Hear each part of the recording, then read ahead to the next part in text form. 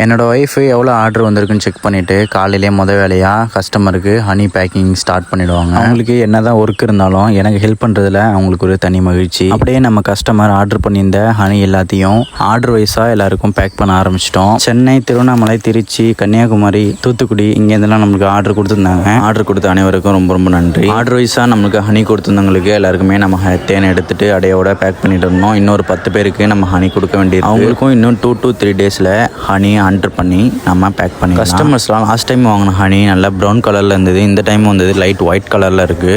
But ஆனால் நல்லா டேஸ்ட்டாக இருக்குது அப்படின்னு சொல்லிட்டு நிறைய பேர் கமெண்ட் பண்ணி. ஹனி நம்ம எந்த ஏரியாவில் எடுக்கிறோம் அப்படின்றத பொறுத்து தான் அதோட டேஸ்ட்டு, கலர் எல்லாமே மாறுபடும். என்னென்னு பார்த்தீங்கன்னா, உதாரணத்துக்கு இப்போ வாழைத்தோப்பில் எடுக்கிறோம் அப்படின்னு பார்த்தீங்கன்னா தண்ணி மாதிரி இருக்கும் தேன்.